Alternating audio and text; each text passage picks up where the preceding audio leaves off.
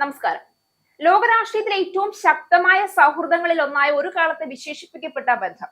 ഒരാൾ അമേരിക്കയുടെ അധികാര കേന്ദ്രത്തിൽ, മറ്റേയാൾ പശ്ചിമേഷ്യൻ രാഷ്ട്രീയത്തിന്റെ നിർണായക മുഖമായി. സാക്ഷാൽ അമേരിക്കൻ പ്രസിഡന്റ് ഡൊണാൾഡ് ട്രംപും നെതന്യാഹു.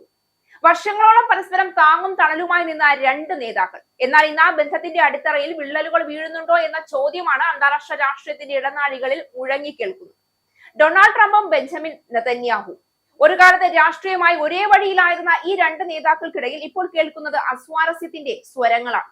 അമേരിക്ക ഇല്ലായിരുന്നെങ്കിൽ ഇസ്രയേൽ ഇല്ലായിരുന്നു, ഞാൻ ഇല്ലായിരുന്നെങ്കിൽ ഇസ്രയേൽ നിലനിൽക്കുമായിരുന്നില്ല എന്ന ട്രംപിന്റെ പരാമർശം ഇസ്രയേലിന്റെ ആത്മാഭിമാനത്തെ ചോദ്യം ചെയ്യുന്നതായി മാറുകയാണ്.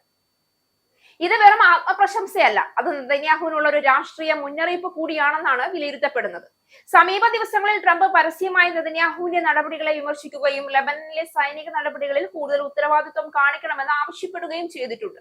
ഫ്രാൻസിൽ നടക്കുന്ന G7 ഉച്ചകോടിക്കിടെ ഇസ്രയേൽ പ്രധാനമന്ത്രി ബെഞ്ചമിൻ നെതന്യാഹുവുമായുള്ള അഭിപ്രായ വ്യത്യാസങ്ങൾക്കിടയിലും ഇസ്രയേലിന്റെ നിലനിൽപ്പിന് കാരണം താനാണെന്ന ശക്തമായ അവകാശവാദവുമായാണ് US പ്രസിഡന്റ് ഡൊണാൾഡ് ട്രംപ് രംഗത്തെത്തിയത്. യുണൈറ്റഡ് സ്റ്റേറ്റ്സും താനും ഇല്ലായിരുന്നെങ്കിൽ ഇസ്രയേൽ ഭൂമുഖത്ത് നിന്ന് തന്നെ തുടച്ചു നീക്കപ്പെടുമായിരുന്നു എന്നാണ് ട്രംപ് പറഞ്ഞു വെച്ചത്. ഖത്തർ അമീറുമായുള്ള കൂടിക്കാഴ്ചയ്ക്ക് ശേഷമാണ് ട്രംപിന്റെ ഈ പ്രതികരണം പുറത്തു വന്നത്.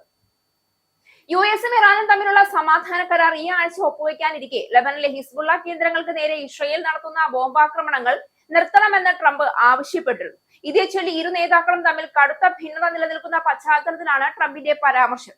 അമേരിക്ക ഇല്ലെങ്കിൽ ഇസ്രയേൽ ഉണ്ടാകുമായിരുന്നില്ല, ഞാനില്ലായിരുന്നെങ്കിൽ ഇസ്രയേൽ ഉണ്ടാകുമായിരുന്നില്ല. കാരണം ഞാൻ ചെയ്തതുപോലെ ഇറാനെതിരെ ശക്തമായ നടപടികൾ സ്വീകരിക്കാൻ മറ്റൊരു പ്രസിഡന്റും തയ്യാറാകുമായിരുന്നില്ല. ഇറാൻ ആണവായുധം നിർമ്മിക്കുന്നതിന് തൊട്ടടുത്തായിരുന്നു. US ഇടപെട്ടില്ലായിരുന്നെങ്കിൽ അവർ അത് ഇസ്രയേലിനെതിരെ പ്രയോഗിക്കുമായിരുന്നു എന്നാണ് ട്രംപ് പറഞ്ഞു വെച്ചത്. നെതന്യാഹുവുമായി വ്യക്തിപരമായി തനിക്ക് മികച്ച ബന്ധമാണുള്ളതെന്നും ട്രംപ് അവകാശപ്പെട്ടു. എങ്കിലും ലബനനിലെ ആക്രമണങ്ങളുടെ കാര്യത്തിൽ നെതന്യാഹു കൂടുതൽ ഉത്തരവാദിത്തോടെ പെരുമാറണമെന്നും ട്രംപ് ആവശ്യപ്പെട്ടു. ലബനനിൽ ഇസ്രയേൽ നടത്തുന്ന ആക്രമണങ്ങൾ നീണ്ടുപോകുന്നതിലും നിരവധി സാധാരണക്കാർ കൊല്ലപ്പെടുന്നതിലും ട്രംപ് അതൃപ്തിയും പ്രകടിപ്പിച്ചിട്ടുണ്ട്. ഒരു ഹിസ്ബുള്ളക്കാരനെ തിരയാൻ വേണ്ടി സാധാരണക്കാർ താമസിക്കുന്ന ഫ്ളാറ്റ് സമുച്ചയങ്ങൾ മുഴുവനായി തകർക്കേണ്ടതില്ല എന്ന് അദ്ദേഹം ഓർമ്മിപ്പിച്ചു. ഹിസ്ബുള്ളയെ നേരിടാൻ ഇസ്രയേലിന് സാധിക്കുന്നില്ല എങ്കിൽ ആ ചുമതല സിറിയയെ ഏൽപ്പിക്കണമെന്ന വേറിട്ടൊരു നിർദ്ദേശവും ട്രംപ് മുന്നോട്ട് വെച്ചിട്ടുണ്ട്.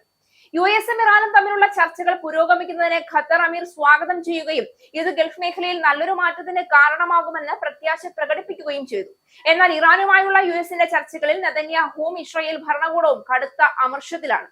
പശ്ചിമേഷ്യയിലെ യുദ്ധക്കളത്തിൽ ഇപ്പോൾ മാറുന്നത് വെറും സൈനിക സമവാക്യങ്ങൾ മാത്രമല്ല, മാറുന്നത് രാഷ്ട്രീയ മുൻഗണനകൾ കൂടിയാണ്. ഇറാനുമായുള്ള സംഘർഷത്തിൽ കൂടുതൽ കടുത്ത നിലപാട് സ്വീകരിക്കാൻ ആഗ്രഹിക്കുന്ന നെതന്യാഹുവും യുദ്ധത്തിൽ നിന്ന് പുറത്തു കടന്ന ഒരു കരാറിലൂടെ നേട്ടമുണ്ടാക്കാൻ ശ്രമിക്കുന്ന ട്രംപും ഇന്ന് രണ്ട് വ്യത്യസ്ത ദിശകളിലേക്കാണ് സഞ്ചരിക്കുന്നത്. അമേരിക്ക ഇറാൻ ചർച്ചകൾ മുന്നേറുന്നതിനിടെ ഇസ്രയേൽ നേതൃത്വം തങ്ങളെ ഒറ്റപ്പെടുത്തുകയാണെന്ന ആശങ്ക അമേരിക്കയ്ക്കുണ്ട് എന്ന് പോലും ചില വിശകലനങ്ങൾ പറയുന്നുണ്ട്.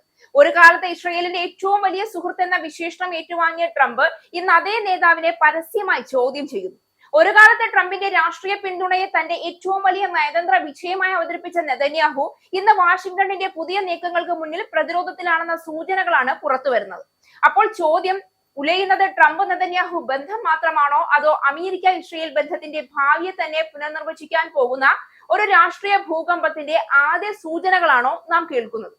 ലോകത്തിന്റെ കണ്ണുകൾ ഇപ്പോൾ ആ ഉത്തരത്തിനായാണ് കാത്തിരിക്കുന്നത്.